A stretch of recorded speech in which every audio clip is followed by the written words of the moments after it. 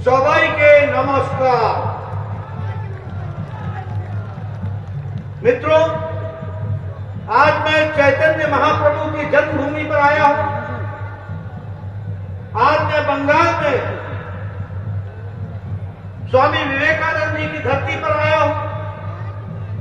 हमारे रविंद्रनाथ ठाकुर की धरती पर, पवित्र धरती पर आया हूं। बंकिम चंद्र चटर्जी की धरती पर आया हूं। हमारे श्री अरबिंदो की धरती पर आया हूं और हमारे एकता के सूत्र में बांधने वाले डॉक्टर श्यामा प्रसाद मुखर्जी की धरती पर आया हूं। ऐसी पवित्र भूमि को, ऐसी पवित्र धरती को मैं अपनी ओर से नमन करता हूं, आशीर्वाद देता हूं। मित्रों, एटा परिवर्तन यात्रा प्रारंभ हो चुकी। यहां से परिवर्तन यात्रा की शुरुआत हो गई। ये परिवर्तन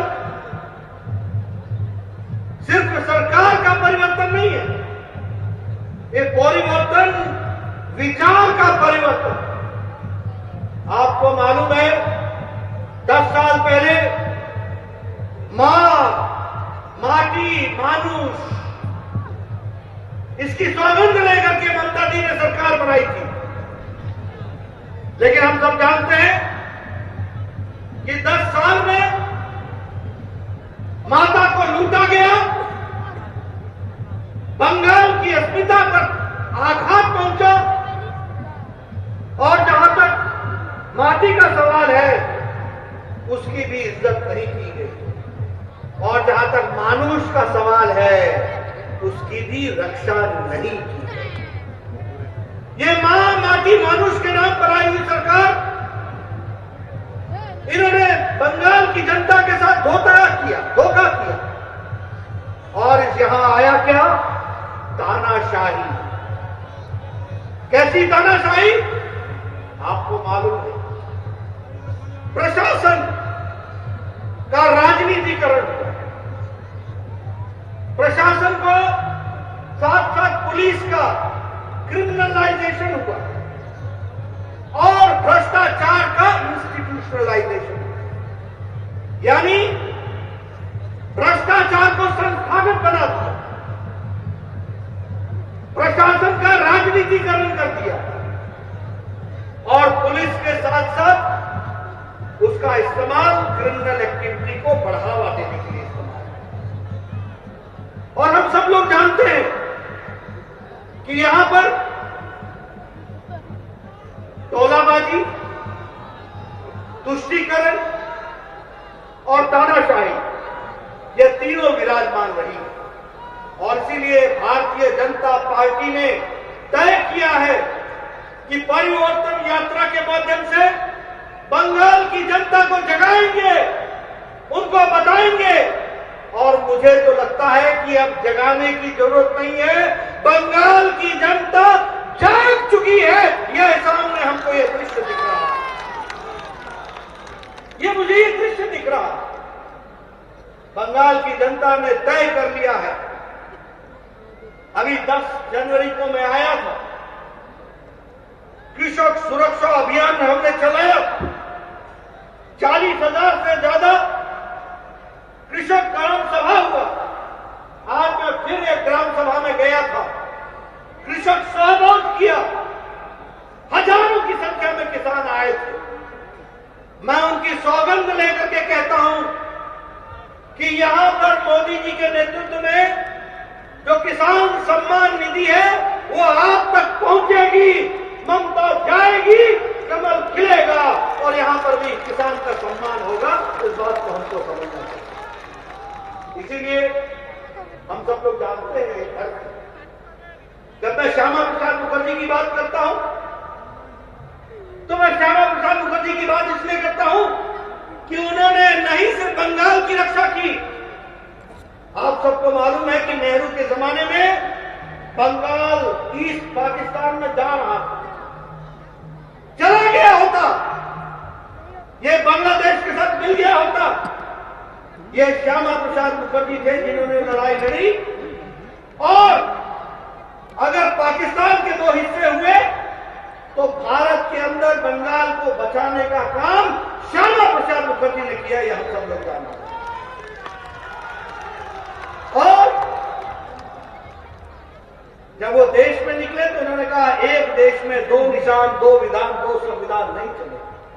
आज मुझे खुशी है कि श्यामा प्रसाद मुखर्जी के सपने को प्रधानमंत्री नरेंद्र मोदी जी की इच्छा शक्ति और अमित शाह जी की रणनीति ने धारा 370 को धाराशाही कर दिया। अब एक देश में एक विधान, एक संविधान, एक प्रधान हो रहा है। इस बात को हमको समझना चाहिए। इसलिए मित्रों, जब हम परिवर्तन यात्रा की बात करते हैं तो 5 स्थानों से परिवर्तन यात्रा प्रारंभ होगी।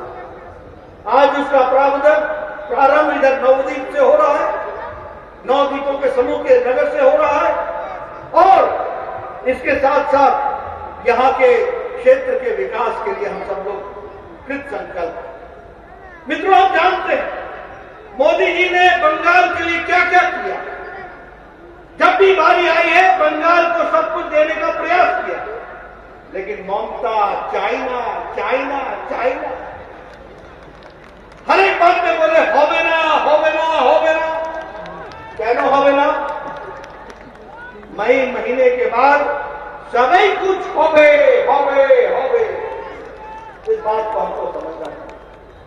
आयुष्मान भारत होवे ना, अरे आयुष्मान भारत 5 लाख रुपए का हेल्थ का कवरेज सालाना। गरीब आदमी कौन है? गरीब आदमी, रिक्शा वाला, ठेला वाला, फेरी वाला, रेडी वाला, ये गरीब आदमी, इनके बारे में चिंता करने की बात थी। इस चिंता को जब देखने की बारी आई, प्रधानमंत्री मोदी जी ने 50 करोड़ लोगों को आयुष्मान भारत पे सुविधा देने का प्रयास किया। यहां भी 80 लाख और 1 करोड़ से ज्यादा लोगों को यह लाभ मिलता, लेकिन ममता जी ने नहीं है, ये आयुष्मान भारत नहीं दिया। मैं जानना चाहूंगा, लेकिन ममता जी ने नहीं है, ये आयुष्मान भारत नहीं दिया। मैं जानना चाहूंगा परिवर्तन यात्रा में हमारे एक एक नेता बंगाल की जनता को बताएं, उनके स्वास्थ्य की चिंता मोदी जी ने की थी। ममता बीच में अड़ंगा बनकर के खड़ी रही। अब ममता जाएगी, अड़ंगा खत्म होगा, रास्ते का रोड़ा खत्म होगा, और मोदी जी का आयुष्मान भारत सीधे सीधे बंगाल की जनता को मिलेगा। ये बात मैं आपके साथ कहना चाहता हूं। प्रधानमंत्री किसान सम्मान निधि, आज तक लगभग 70 लाख किसानों को ये पैसा मिल जाता। कितना मिलता? एक एक किसान को 14,000 रुपए मिलता। 1 साल का 6,000, 2 साल का 12,000, और इस साल 2021 की पहली किस्त 14,000 मिला। 70 लाख किसानों को। ममता जी चाइना होवे ना होवे ना, यहां चाहिए नहीं, यहां होगा नहीं। अब ममता जी जाएंगी और सीधे सीधे 70 लाख किसानों को उनका अपना ये प्रधानमंत्री किसान सम्मान निधि उनको मिलेगी, और उनके विकास में हम योगदान करेंगे। इस बात को हमको समझना चाहिए। यह है परिवर्तन, जिस परिवर्तन की हम बात कर रहे हैं। ये कैसी सरकार है? टोलाबाजी की सरकार, तानाशाही की सरकार। हमारे लगभग 130 लोग मारे गए हैं, 300 से ज्यादा लोगों पर अटैक हुआ है। ये कैसी सरकार है? इस सरकार को जाना हो। और तो और छोड़िए, जब ये हमारे ऊपर अटैक कर सकते हैं तो मैं समझ सकता हूं कि साधारण आदमी की बंगाल में क्या हालत है। अभी ममता जी जहां मेरी रैली होती है वहां दोनों पीसी और भाईपो दोनों के पोस्टर दोनों तरफ लग जाते हैं, नमस्ते करते हैं, मेरा स्वागत करते हैं। मैं उनका धन्यवाद करता हूं। जहां जाओ मेरे पोस्टर हटा देंगे, मेरे पोस्टर हटा देंगे, और एक तरफ पीसी एक तरफ भाईपो, स्वागतम स्वागतम। और जब मैं जाने लगता हूं तो कहते हैं धन्यवाद धन्यवाद। ये यहाँ का हालचाल है मित्रों। और आपको मालूम है यहाँ की संस्कृति की रक्षा की बात ममता जी करती है, ये परिवर्तन की बात है, ये अरविंदों की धरती है, ये विवेकानंद ठाकुर की धरती है, ये विवेकानंद जी की धरती है, ये रविंद्रनाथ ठाकुर की धरती है, ये बंकिम चंद्र चटर्जी की धरती है, ये बुद्ध लोगों की धरती है, ये चैतन्य महाप्रभु की धरती है। यहाँ की संस्कृति ममता जी आप नहीं संभाल सकोगी। इसकी संस्कृति की रक्षा करेंगे तो भारतीय जनता पार्टी के लोग करेंगे, ये हमको समझना चाहिए। आप तो जिस तरीके से मेरे नामों के आगे विशेषण लगाते हैं वह बताता है कि आपकी खुद की संस्कृति क्या है। वो बताता है कि आपने बंगाल की संस्कृति का निरादर किया। बंगाल की संस्कृति की रक्षा तो प्रधानमंत्री मोदी जी कर रहे हैं। जब सुभाष चंद्र बोस जी के जन्मदिन को जिस तरीके से मनाया जा रहा है, उनको याद किया जा रहा है। इतने साल आप कांग्रेस पार्टी में रही, इतने साल कांग्रेस पार्टी ने केंद्र में और यहां राज किया, कहां भूल गए थे सुभाष चंद्र बोस जी को? और अब क्यों याद आ रहा है? अब इसलिए याद आ रहा है क्योंकि प्रधानमंत्री मोदी जी ने याद किया है। इस बात को हमको समझना चाहिए मित्रों। जहां तक विकास का सवाल है, आयुष्मान भारत, उज्ज्वला योजना, सौभाग्य योजना, स्वच्छता अभियान, सभी अभियानों को अगर आप देखिए तो आप पाएंगे कि भारतीय जनता पार्टी, आदरणीय प्रधानमंत्री मोदी जी ने एनडीए की सरकार में देश को एक लंबी छलांग लगाने के विकास के साथ जोड़ने का प्रयास। बंगाल उसमें पिछड़ रहा है। बंगाल क्यों पिछड़ रहा है? बंगाल इसलिए पिछड़ रहा है क्योंकि बंगाल को चलाने वाला नेतृत्व इन चीजों के प्रति प्यार नहीं रखता। आज ममता जी मुख्यमंत्री है और वो महिला है, और सबसे ज्यादा महिलाओं की ट्रैफिकिंग बंगाल में हो रही है। नेशनल क्राइम रिकॉर्ड ब्यूरो इसके एनसीआरबी का रिकॉर्ड नहीं दे रही है। अगर रेप केसेस देखे, बलात्कार के केसेस देखे तो सबसे ज्यादा बंगाल में। अगर डोमेस्टिक वायलेंस के केसेस देखे तो सबसे ज्यादा बंगाल में। बंगाल की मुख्यमंत्री महिला हो और महिलाओं की इज्जत न हो, अगर ऐसी परिस्थिति बनी हुई है तो हमें परिवर्तन चाहिए, परिवर्तन चाहिए, परिवर्तन चाहिए। और यही परिवर्तन क्या हो सकता है? प्रधानमंत्री मोदी जी ने अम्फान में पहले 1000 करोड़ रुपए और बाद में 1700 करोड़ रुपए, 2700 करोड़ रुपए एक हिसाब हो ही ना, जानी ना ये किसके पॉकेट में गया? कॉट मनी, कॉट मनी, कॉट मनी, ये किसके पॉकेट में गया? और आप देखिए हाईकोर्ट ने कहा, हाईकोर्ट ने क्या कहा? हाईकोर्ट ने कहा कि सीएजी कंट्रोलर और ऑडिटर जनरल से इसकी ऑडिटिंग कराओ। मोदी जी का पैसा मोदी जी ने दिया बंगाल की जनता के लिए, अम्फान के रिलीफ के लिए। खा गए, अनाज खा गए, तिरपाल चोरी कर ली, सब कुछ कर लिया, कट मनी ले लिया, हिसाब किताब नहीं दिया। जब हाई कोर्ट ने ऑर्डर किया तो ममता जी सुप्रीम कोर्ट में चली गई हाई कोर्ट के ऑर्डर के खिलाफ। यानी प्रदेश का नेता ईमानदारी लाने के बजाय बेईमानी को परिचय दे रहा है। मतलब ममता जी तो भय कहनो, इतना भय क्यों लग रहा है? क्या गलती की है? क्या चोरी की है? क्या खाया है?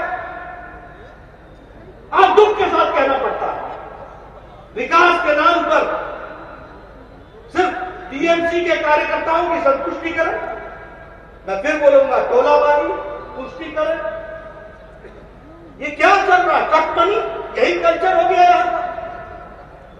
प्रधानमंत्री मोदी जी ने 80 करोड़ की जनता को कोरोना के दौरान 5 किलो गेहूं, 5 किलो चावल और 1 किलो दाल प्रति व्यक्ति के हिसाब से दिया, 80 करोड़ की जनता को। लेकिन जब बंगाल की बात आई तो चावल कहां मिला? टीएमसी के कार्यकर्ताओं के घर में मिला। दाल कहां मिली? तो टीएमसी के घर के कार्यकर्ताओं के घर में मिली। ये क्या है? और ममता जी बोल रही है हमारा शासन, हमारा शासन। अपनी शासन जाएगा, आपका शासन जाएगा। अब भारतीय जनता पार्टी की सरकार बनेगी, कमल खिलेगा, बंगाल मुख्य धारा में शामिल होकर के आगे बढ़ेगा। इस बात को हमको समझना है और यही परिवर्तन यात्रा है। मुझे समझ में नहीं आता, हमने नारा नहीं लगाया, लोगों ने नारा लगाया जय श्री राम। लेकिन जय श्री राम के नारे से इतनी नफरत क्यों? क्या दिक्कत है? क्या भारत की संस्कृति के साथ जुड़ना गलत है? क्या अपने महापुरुषों को याद करना गलत है? क्या अगर कोई नारा दे देता है तो इतना गुस्सा लाल पीला हो जाता है? इतना गुस्सा काहे का? मित्रों, ये बताता है कि इन लोगों को राजनीति संस्कृति से ऊपर है। भारत की संस्कृति की रक्षा नहीं करेंगे, राजनीति के कारण वोट के खातिर अपने जमीन को भी नीचे लगा देंगे। ये इनकी परिस्थिति आकर अपने कॉन्शियंस को भी मार देंगे। ये इनकी स्थिति आकर के। इसलिए मित्रों, जहां तक विकास का सवाल है, प्रधानमंत्री मोदी जी ने ईस्ट कॉरिडोर खड़गपुर विजयवाड़ा इसके बनाने का काम शुरू किया। उसी तरीके से ईस्ट वेस्ट कॉरिडोर भुसावल और खड़गपुर और दानकुनी को जोड़ने का प्रयास हुआ है।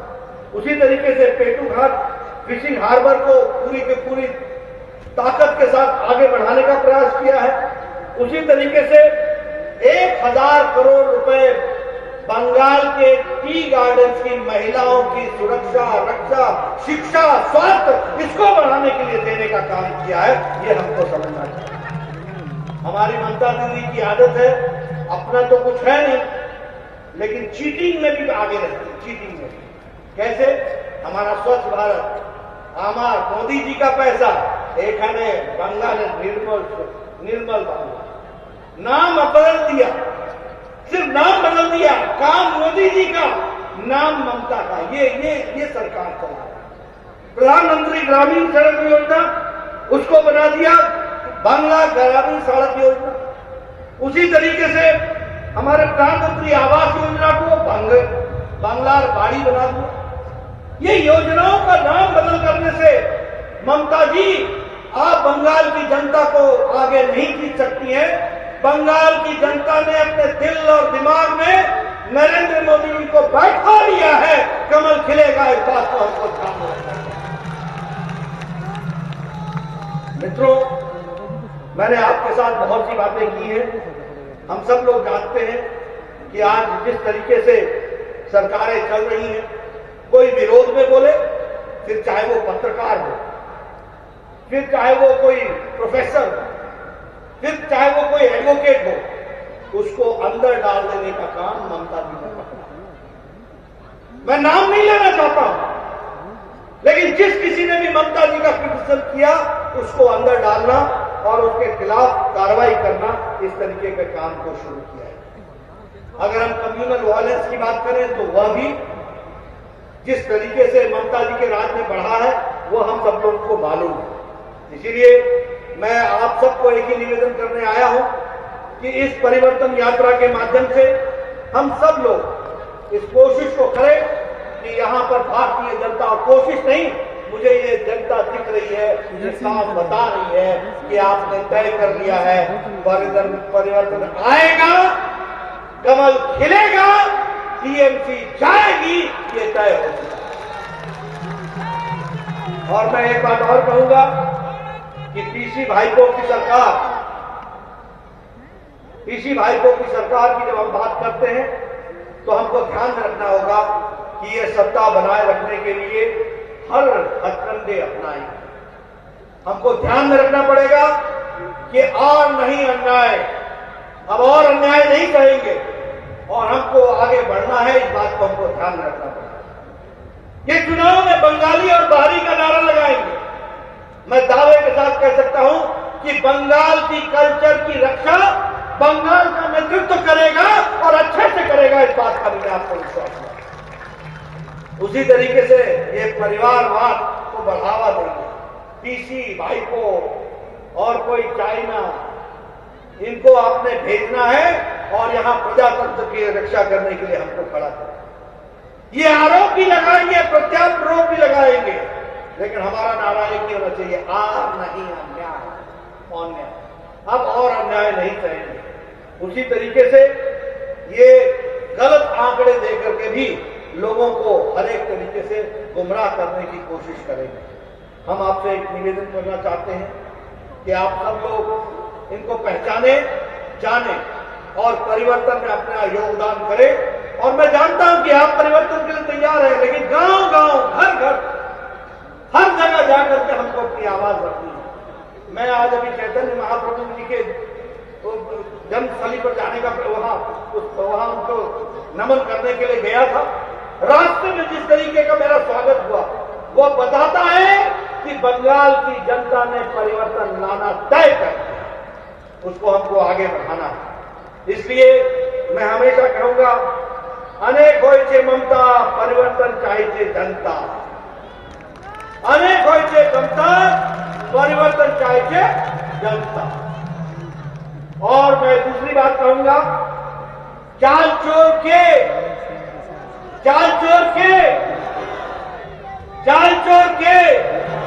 तिरपाल चोर के, राशन चोर के, गोरू चोर के, देखिए मैंने नहीं कहा, लेकिन जनता ने कहा। ये जनता की आवाज है। इनको बताना पड़ेगा कि ये जिस तरीके की राजनीति कर रहे हैं, इनको बंगाल की जनता ने नमस्ते कह दिया है। परिवर्तन आएगा। आप सब लोगों के सहयोग से हम इस परिवर्तन को लेकर के चलेंगे। मोदी जी के नेतृत्व में जहां देश आगे बढ़ रहा है, वहीं इस चुनाव में बंगाल भी भारतीय जनता पार्टी की सरकार आकर के यहां भी विकास होगा।